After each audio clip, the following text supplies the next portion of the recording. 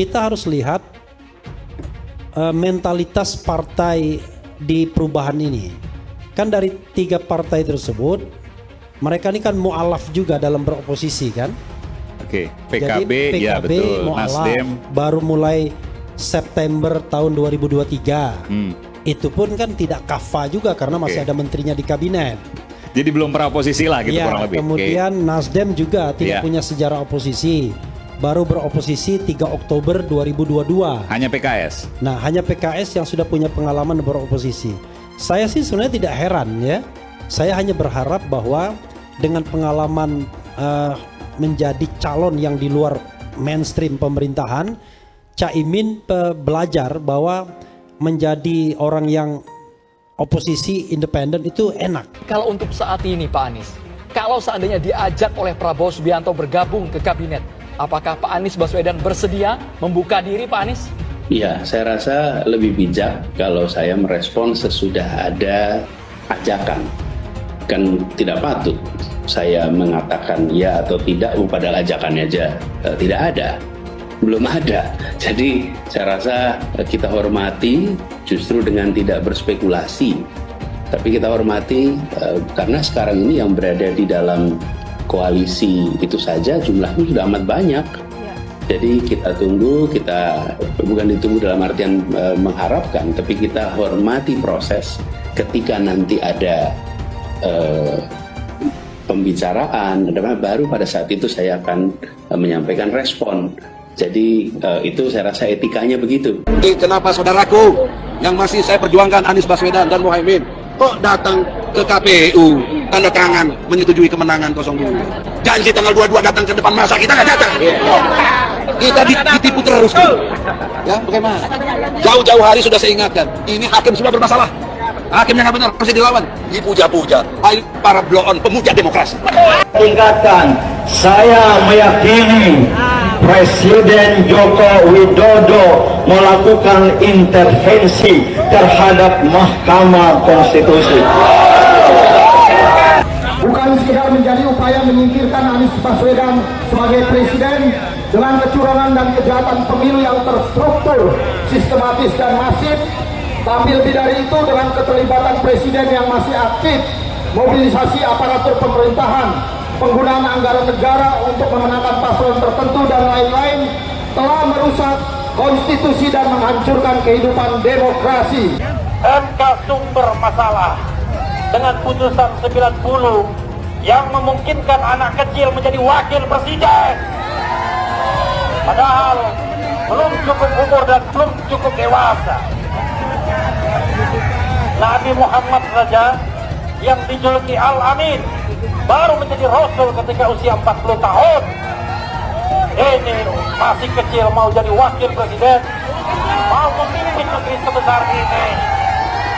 Karena itu kami yakin seyakin-yakinnya minimal diskualifikasi terhadap Gibran Rakabuming akan dilakukan. Allahu Akbar. Sekali lagi Gibran didiskualifikasi. Allahu Akbar. Surat terbuka untuk Pak Prabowo Subianto. Terserah Bapak mau ngasih kursi ke siapa aja kecuali Anies Baswedan. Ora oleh, pokoknya fik ora debat. Ora oleh. Aku demo ning sosmed sampai Anies Baswedan masuk kabinet sampean. Ingatlah Pak, perjuangan kami ini pendukungmu. Rakyat yang mencintaimu, ojo sampai kami kecewa melihatmu memasukkan si manis-manis kui ke dalam kabinet. Ora iso. Ora oleh pugei. Anies Baswedan itu kan dia rumah dia kan pakai joglo kan. Yang di Jakarta nih. Yang Jakarta ini. Itu dia nggak sengaja dia beli sama arsiteknya beli sama temen gua. Temen gua. Nanti kalau ke Tawangmangu ketemu tuh. Tak suruh datang dia. Sebenarnya bukan urusan mau bikin joglo, enggak, aku ada urusan lain sama dia. Dia mau ketemu aku, ngomongin itu sebenarnya. Itu joglonya itu punyanya Kasan Besari. Wali besar tuh. Hasan Besari. Iya, Hasan Besari. Itu nenek moyangnya Kiai-Kiai Gontor. Jadi Kiai Gontor tuh nenek moyang itu Hasan Besari. Itu keramat lah, pokoknya wali keramat kan Hasan Besari. Nah itu joglonya itu aslinya dijual ke pengepul, terus dibeli sama arsiteknya Anies Baswedan. Sekarang ada di rumah Anies Baswedan. Nah orang-orang itu percaya gitu. Jadi kalau lu dulunya bukan orang besar, ya lu nggak bakal punya rumah joglo, nggak bakal kepingin, gitu. Nggak bakal punya. Gitu. Ini nggak bakalan dapat juga. Ya? Nah sekarang ini ada desas-desus pemerintahan Ponorogo itu mau minta balik. Ini belum ada di berita nih. Kita balik. Iya. Atas nama Cagar Budaya. Ini belum masuk berita ini. Belum masuk berita ini. Sampai segitunya ya? Iya. Ya, itu artifak itu kan. Iya. Tapi diminta balik dibeli nggak? Ya nggak tahu. Diambil paksa. Nggak tahu. Dari sini kita tekadkan bahwa perjuangan kita tidak ada kata lelah, pengabdian kita tanpa titik akhir. Mari kita selamatkan negara kesatuan Republik Indonesia dari tangan-tangan zolim, dari para penguasa dan oligarki yang menindas rakyat. Kita tekadkan perjuangan kita sampai rakyat mengembalikan kedaulatannya kepada seluruh Nusantara rakyat Indonesia. Bangsa Indonesia adalah bangsa pejuang, bukan bangsa pecundang. Kemerdekaan Indonesia adalah atas perjuangan para ulama Kiai Habaib dan para tokoh-tokoh Panding Badar, bukan pemberian daripada Jepang, bukan pemberian Belanda, apalagi pemberian Cina. Maka saya serukan untuk turun ke jalan, untuk bisa menyuarakan hati nurani rakyat, untuk mengawal MK, insya Allah diberikan kemenangan dari Allah Subhanahu Wa Taala. Terima kasih. Assalamualaikum warahmatullahi wabarakatuh. Yang hari ini berkuasa, jangan kau pikir kami semua tidak tahu ini semua rekayasa. Hari ini cukup sudah, Bawaslu KPU curang. Kami minta MK untuk adil dengarkan suara hati rakyat. Kita harus bersatu, rebut demokrasi, rebut kedaulatan rakyat. Jangan dengarkan ocehan-ocehan yang bilang dia sudah menang. Itu semua rekayasa. Itu semua rekayasa. Kita tahu semua itu rekayasa. Kalau kita mau menang, kita harus bersatu, ibu-ibu, bapak-bapak. Benar? Yang kita lihat hari ini, yang jelas-jelas sudah ada adu domba antara pihak-pihak yang di sana juga termasuk pengkhianat demokrasi. Betul, disuruh didik ya sekolah oleh orang-orang tuanya, bukan menegakkan demokrasi, tetapi kembali sebagai pengkhianat demokrasi. Namanya siapa Mas? Namanya Muslim. Muslim. Mas, ingin tahu kenapa turun aksi sini? Sementara maaf ya, kondisi Mas kan ada kurang ini dengan total. Makan, saya mau presiden itu kalau mau menang jujur, jangan curang. Nggak takut Mas? Kalau ada apa-apa nggak takut? Nggak takut, saya takut kepada Allah, nggak takut siapa. Saya nggak percaya rakyat Sumatera Utara nggak percaya Prabowo menang. Yang percaya Prabowo menang, mendingan pindah agama aja, udah itu aja. Oke Mas, ada satu kata terakhir Mas? Ada. Lawan gitu. Yang percaya Prabowo menang, pindah agama. Agamaku Islam, dia nggak percaya. Oke. Terima kasih Mas. Kalau bisa di dalam sini Pengadilan Jakarta Pusat, silakan datang Jokowi. Saya mau ketemu sama Anda. Saya tidak takut ke Anda ini presiden, bukan presiden, tukang sapu kok. Maju lagi jadi gubernur Jakarta. Jakarta yang tahu waktu jadi gubernur DKI. Ini yang warga Jakarta coba deh bersuara di sini. Gimana sih Jakarta semenjak kepemimpinan Pak Anies? Coba kalian nilai dari 1 sampai 10. Komen di bawah. Jujur gue kepo banget nih. Biar warga Jakarta sendiri yang nilai. Anies itu kacang lupa kulit. Jadi gubernur kan yang mendukung Prabowo. Tapi nyatanya menjelek-jelekan Prabowo supaya Prabowo tidak dipilih oleh masyarakat Indonesia. Sifatnya memang jahat. Tidak ada cerita Ahok dengan Anies. Ketika saya kalah, saya langsung kasih Anies ucapan segala macam. Tapi yang tidak bisa saya terima Ketika Anda menang, Anda pidato memecah belah bangsa. Bahwa Jakarta udah kembali ke pangkuan pribumi yang dijajah selama ini. Itu teksnya di mana-mana. Itu sangat memecah belah bangsa. Saya ini asli Indonesia sesuai undang-undang loh. Apa karena saya namanya Ahok? Itu yang tidak betul seorang Anies lakukan. Bagi saya Anies sangat tidak negarawan. Anda udah menang, yes okay gitu loh. Saya juga tidak bawa ke MA, nggak bawa ke MK. Waktu Anda ulang tahun DKI saya juga datang. Tapi kenapa Anda mesti pidato seperti itu? Pak Ahok tidak akan pernah bersatu dengan Pak Anies. Sekarang dia bilang Pak Anies tidak negarawan. Mohon maaf nih, saya juga tak setuju terhadap statement Pak Anies yang bilang pribumi dan segala macam. Saya sangat tidak setuju, saya mengutuk kata-kata itu. Itu Muhaimin Iskandar pasti akan menjadi tersangka. Apakah kasus korupsinya ada indikasinya kuat? Laporan BPK. Laporan BPK itu menyimpulkan Formula E tidak boleh dibiayai oleh APBN maupun APBD. Firm itu ya? Firm, karena menurut undang-undang yang boleh dibiayai oleh APBN, APBD itu undang-undang olahraga tertentu yang disukai rakyat secara masif. Nah, lalu disebut yang masif itu apa? Sepak bola, voli, bulu tangkis, sirkuit itu tidak ada. Nah, lalu BPK minta ini supaya didalami, ada indikasi tidak benar. Nah, setiap ini mau didalami, ribut. Katanya mau menjegal Anies gitu. Sehingga sekarang ya kalau pertimbangan politisnya begitu, saya bilang silakan aja KPK. Tapi kalau Anda tanya ke saya, bukan bahkan saya ya, KPK bukan bahan. Kalau Anda tanya ke saya, Anda pedulikan itu tegakkan. Yang tersangka setelah Pilpres ini namanya Anies Baswedan dan Muhaimin.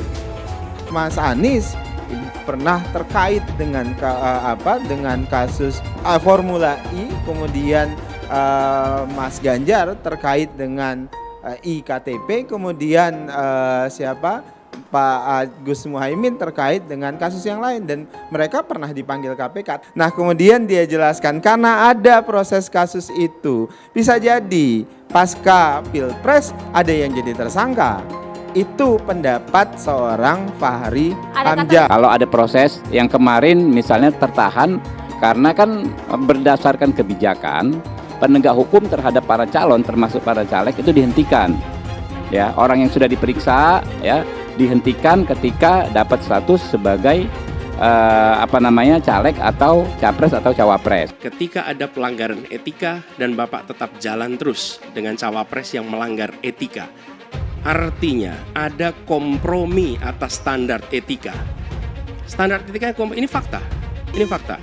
Dan kemudian dalam pidato Bapak mengolok-olok tentang pentingnya etika. Saya tidak tega untuk mengulanginya. Pertanyaannya, apa penjelasan Pak Prabowo soal itu semua? Saya menilai, maaf ya, karena Anda desak saya terus terang aja saya menilai Anda tidak pantas bicara soal etik.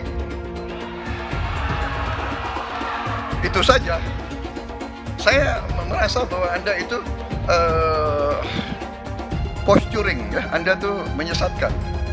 Itu aja ya. Saya boleh berpendapat kan? Saya menilai Anda tidak berhak bicara soal etik karena Anda memberi contoh yang tidak baik soal etik. Terima kasih. Pak Prabowo, itu sebelumnya Pak Prabowo sudah menyumbangkan 400 miliar untuk pencalonan Pak Anies sebagai gubernur. Nah itu kalau kita bicara etik di mananya? Dan kalau Mbak bilang Pak Prabowo hanya mengejar kekuasaan, saya tanya, sekarang Pak Anies memangnya maju jadi capres itu mengejar apa? Saya tanya, apakah nggak mengejar kekuasaan sebagai calon presiden? Fenomena ordal ini menyebalkan. Di seluruh Indonesia kita menghadapi fenomena ordal. Ada ordal di mana-mana yang membuat meritokratik nggak berjalan, yang membuat etika luntur. Dan ketika fenomena ordal itu bukan hanya di masyarakat, tapi di proses yang paling puncak terjadi ordal, maka rakyat kebanyakan, dan ini saya rasakan beberapa waktu yang lalu, beberapa orang guru berjumpa dengan saya dan mereka mengatakan, Pak, di tempat kami pengangkatan guru-guru itu mendasarkan ordal. Kalau tidak ada ordal, nggak bisa jadi guru, nggak bisa diangkat. Lalu apa jawabannya? Atasan saya bilang, wong yang di Jakarta aja pakai ordal, kenapa kita di bawah tidak boleh pakai ordal? Kalau berbicara ordal, lupa waktu jadi gubernur. TGUPP, lupa dia. Ordalnya dia itu, tim sukses dia itu semua di sana. Jadi Anies itu banyak yang dia omongin, padahal dia melakukan hal yang dia pertanyakan.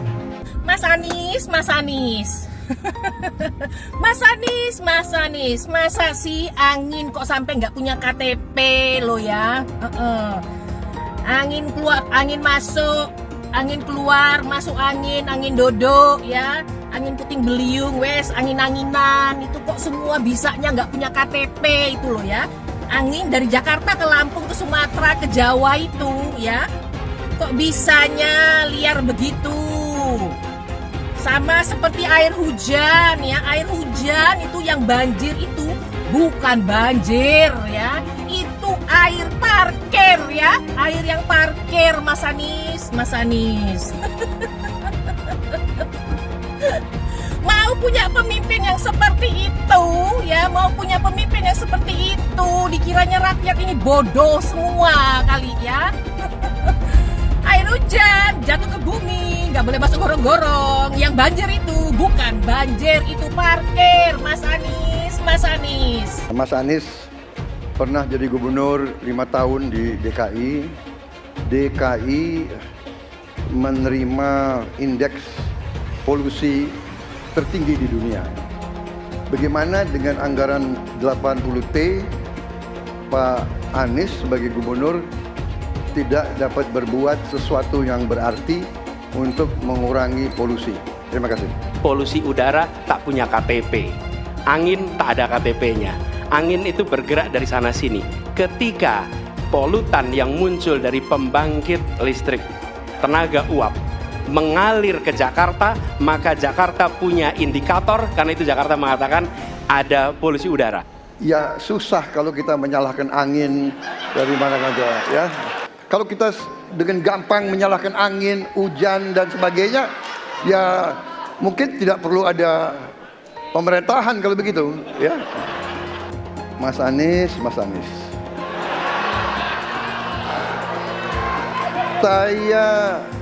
Saya berpendapat Mas Anies ini agak berlebihan. Mas Anies mengeluh tentang demokrasi ini dan itu dan ini. Mas Anies dipilih jadi gubernur DKI menghadapi pemerintah yang berkuasa. Saya yang mengusung Bapak.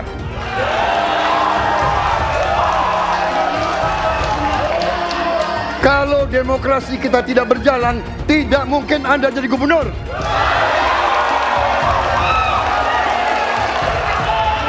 Kalau Jokowi diktator, Anda tidak mungkin jadi gubernur. Saya waktu itu oposisi, Mas Anies. Anda ke rumah saya, kita oposisi, Anda terpilih. Apa yang bisa diharapkan dari Anies? Nggak ada. Jakarta amburadul, mimpin Jakarta aja amburadul, apalagi mimpin Indonesia. Anies itu perbual. Kayak mana apa karena perbual itu? Pembohong. Pembohong itu Anies itu. Gak usah dengar itu. Nggak layak jadi pemimpin. Apalagi jadi presiden. Di Jakarta aja kamu tengok itu amburadul. Di Jakarta tingkat kemiskinan tinggi. Pembangunan apa yang bisa dibangun Jakarta? Satu puskesmas pun bangunnya nggak ada. Masjid aja nggak dibangun. Mau ibadah. Di mana-mana kelebihan bayar. Apa yang bisa dibangun Anies? Satu aja nggak ada. Satu saja tunjukkan apa yang bikin Anies dibangun di Jakarta. Anies siapa belakangnya? Oligarki satu, HTI, FPI. Masa Indonesia bukan cari orang Yaman, Indonesia cari nyaman. Lawang jadi gubernur aja 5 tahun kamu nggak ngerti masalah Jakarta. Apa yang kamu lakukan dengan Jakarta? Nggak ada nih, nggak ada. Masalah Jakarta segitu banyak tak satu pun yang selesai. Yang ada malah kerusakan bertambah. Serupa dengan rekam jejak. Lihat rekam jejak. Apa rekam jejak kau di Jakarta? Apa yang kau jaga di Jakarta? Bukan yang ada kalau jaga di Jakarta kau bilang rekam jejak, seakan pidato rekam jejak saja. Gaya orang nanguk kau bodoh-bodoh saja, orang nak pidato kau pembodoh-bodohan. Kau anggap orang Indonesia ini bodoh semua, yang pintar orang Yaman. Yaman. Nantau kau Yaman salah nantau. Saya mensyukuri kenapa kalah, kenapa ditahan. Saya bersyukur atas itu semua. Saya coba bayangkan ya, kalau seandainya waktu itu kita menang gitu ya, hari ini belum tentu kita bisa nikmati seperti ini. Kita bersyukur 5 tahun Tuhan izinkan kasih ke orang yang pintar ngomong untuk kerja. Coba kalau kita bayangkan gitu ya, kalau kemarin saya masih jadi gubernur, ini saya udah turun ini. Tapi yang pintar ngomong itu dikira orang hebat kan?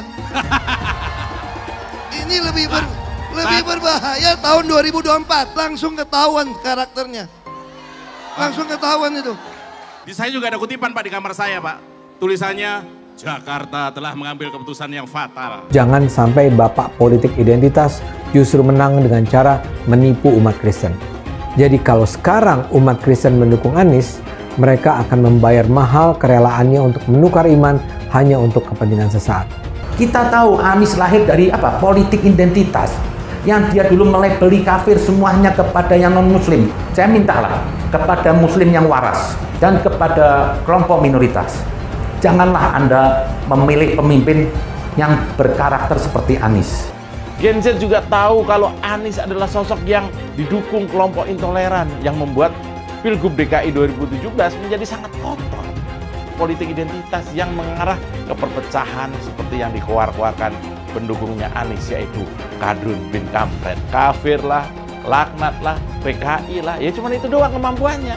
Itulah pendukung Anies. Jangan pernah takut melawan kadrun yang cuma pengen Indonesia hancur. Bapak politik identitas Indonesia Anies Baswedan, Bapak intoleransi Indonesia Anies Baswedan.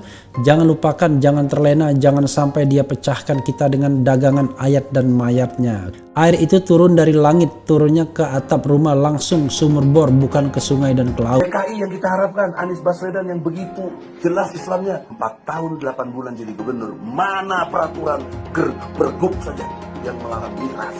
Mana perda Islam apalagi yang akhirnya tidak berani juga menegakkan hukum Islam? Banjir tetap banjir, macet tetap macet, kriminalitas Jakarta. Anda tahu 2 menit sekali terjadi pencurian. Sekarang orang sedang euforia, dia mau dicapreskan. Bagaimana umat terjebak lagi, bodoh lagi, masuk lagi. Kalau misalnya memang Anies itu mau maju dan dia tekad mau menegakkan hukum Islam dan menyatakan perlawanan, saya penuh. Tapi dia tidak lakukan itu. Dulu janjinya apa ya? Dan ini aneh, betul-betul aneh. Ini bukan kampanye, tapi saya sampaikan sini. Di satu sisi menyiapkan jalur-jalur air untuk dikirim ke laut, di sisi lain di lautnya dipasang dengan pulau reklamasi. Tinggal tunggu waktu jadi rob, air balik. Dan ini melawan sunatullah. Kenapa? Air itu turun dari langit ke bumi, bukan ke laut. Harusnya dimasukkan ke dalam bumi, masukkan tanah. Di seluruh dunia air jatuh itu dimasukkan ke tanah, bukan dialirkan pakai gorong-gorong raksasa ke laut. Jakarta telah mengambil keputusan yang fatal. Bukan banjir, itu memang parkir air. Bukan banjir, itu memang parkir air. Masyarakat berkeliling dengan membawa toa untuk memberitahu semuanya, termasuk sirine. iPhone 82 miliar. Apa alat transportasi yang dimiliki oleh hampir setiap orang? Alat transportasi yang dimiliki semua orang adalah kaki. Kalau seandainya orang Jakarta percaya Pak Anies jadi gubernur pun, saya berani jamin kok dia akan lakukan normalisasi yang sama seperti saya lakukan kok. Gak usah bohong lah. Ketika air sampai di muara, maka siap untuk dipompa ke laut.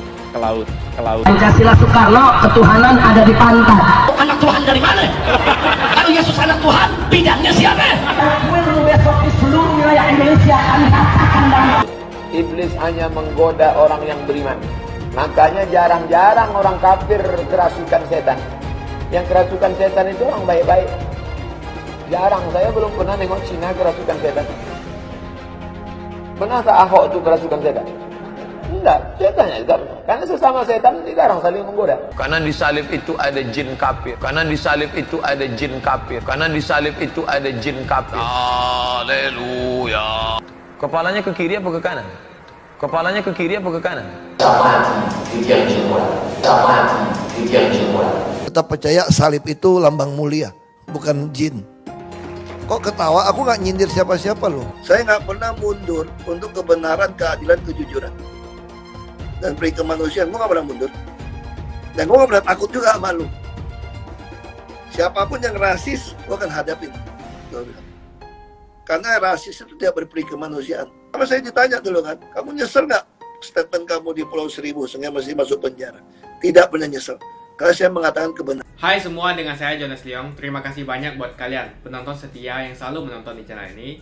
Saya secara personal sangat menghargai waktu kalian. Dan saya sudah menganggap kalian sebagai family karena kalian selalu support di channel ini. Bagi kalian yang selalu menuliskan opini kalian di kolom komen, saya baca komen kalian satu persatu. Saya baca komen kalian untuk mengetahui opini kalian, tanggapan kalian, dan masukan kalian sangat berguna untuk video selanjutnya. Terima kasih banyak buat kalian yang selalu menekan tombol like di awal video. Video seperti ini membutuhkan waktu dan juga research. Dan ini semua gratis untuk kalian. Jadi pastikan kalian menekan tombol like-nya, supaya saya mengetahui kalian menyukai konten yang saya bagikan. Ada satu berita yang terus mengusik saya sampai sekarang berkaitan dengan gembar-gembor di media, berita-berita pertemuan CEO Apple, Tim Cook ke istana dan ketemu Jokowi beberapa waktu lalu. Yang saya miris, berita Apple akan investasi di Indonesia ini begitu meriah, mirip seakan-akan Indonesia jadi juara dunia. Semua memuji-muji pemerintah yang dianggap sebagai pondasi kesuksesan menarik Apple, brand dunia, untuk investasi di Indonesia. Berkaitan dengan rencana investasi Apple di Indonesia yang katanya nih nilainya sampai 1,6 triliun rupiah. Ternyata hari ini dibantah sendiri oleh Bahlil, Menteri Investasi. Sampai sekarang belum ada satupun proposal pengajuan Apple yang tertarik untuk investasi di Indonesia. Malah yang ada, yang rame adalah berita dari luar bahwa Apple tertarik investasi di negara Vietnam dengan nilai yang jauh banget dengan yang kemarin digembar-gemborkan media kita. Bukannya nggak bangga dengan Indonesia, tapi kita harus mulai bisa mengukur diri kita dan mencari di mana letak salahnya. Sehingga negeri ini bukan menjadi tempat target investasi dari brand-brand internasional. Bandingkan dulu aja lah dengan Vietnam, negara yang populasi penduduknya kalah besar dengan negara kita. Bahkan kalah dengan jumlah total penduduk di Pulau Jawa.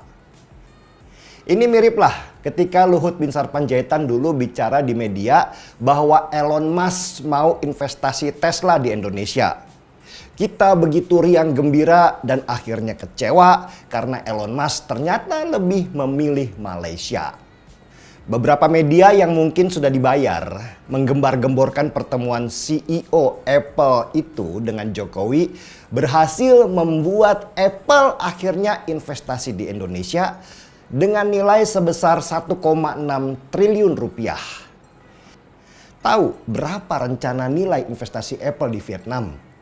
256 triliun rupiah.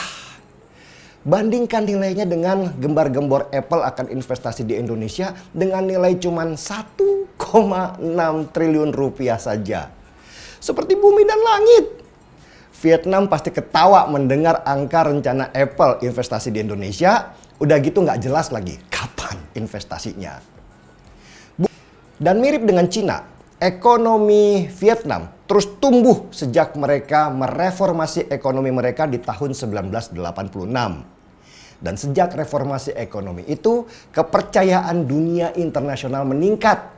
Investor banyak datang dan membangun industri dan perusahaan manufaktur di sana.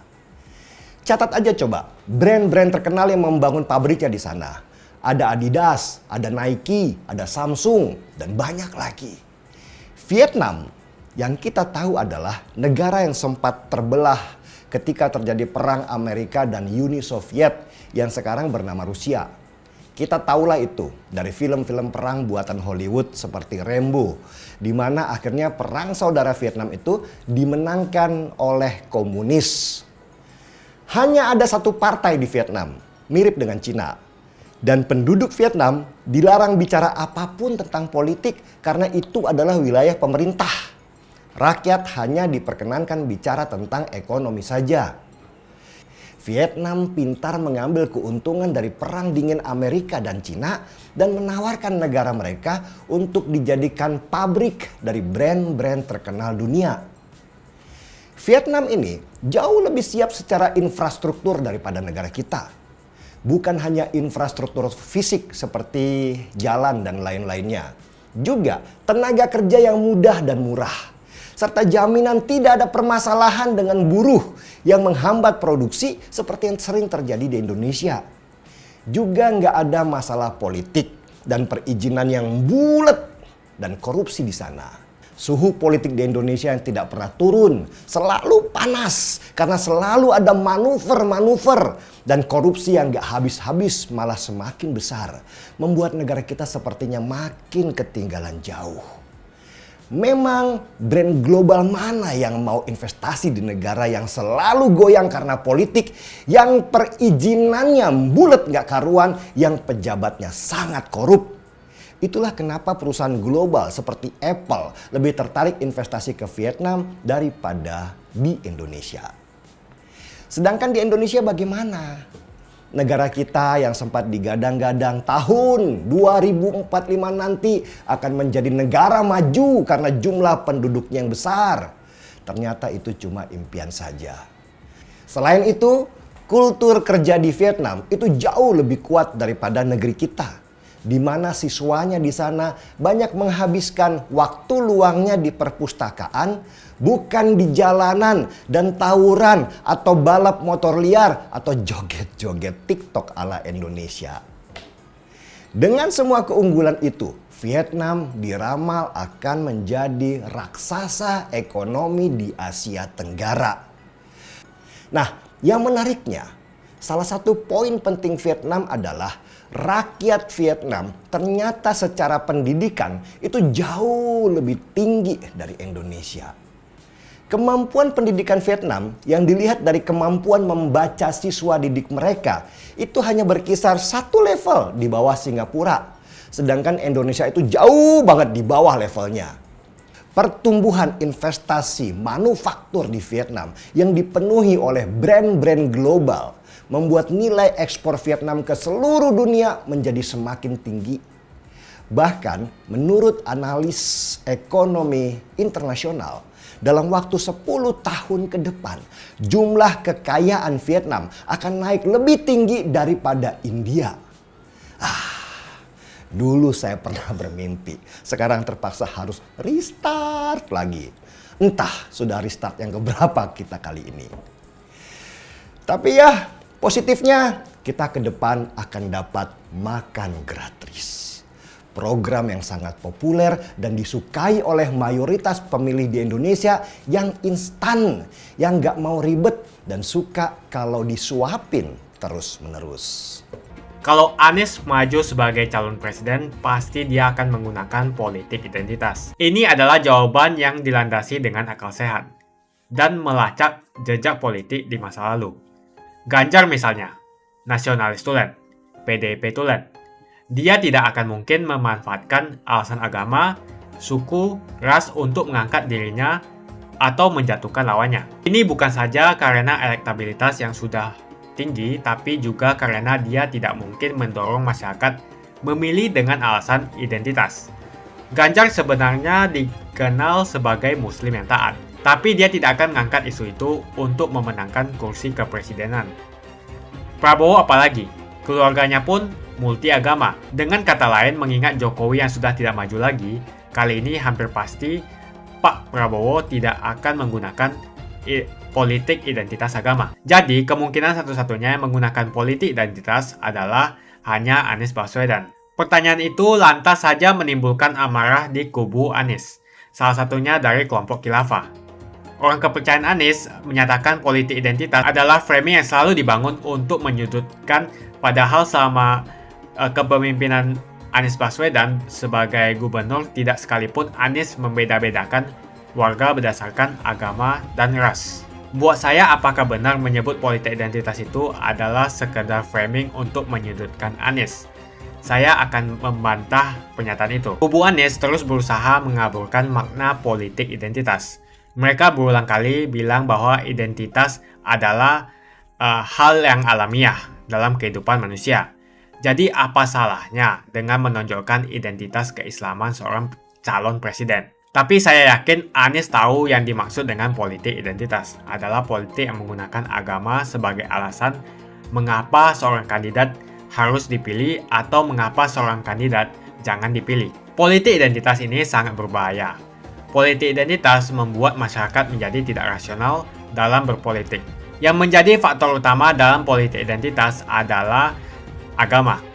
Seorang kandidat akan dipilih karena agamanya, terlepas dari apakah dia melakukan korupsi atau melakukan pelanggaran HAM. Ketika politik identitas digunakan, maka ini akan berpotensi konflik, karena usai pemilihan, konflik itu akan terus berlangsung dalam waktu yang lama. Masalahnya, ada alasan yang cukup kuat untuk menduga bahwa Anies sangat mungkin menggunakan politik identitas, yang memang dikatakan normal ketika menjabat sebagai gubernur DKI. Dalam proses menjadi gubernur, kubu Anies jelas-jelas menggunakan agama sebagai alasan untuk menjatuhkan Ahok. Anies jelas-jelas menggunakan agama sebagai alasan untuk menjatuhkan Ahok, sampai akhirnya Ahok dipenjara. Jadi ada track record sebelumnya bahwa Anies bisa menggunakan politik identitas untuk mencapai tujuannya.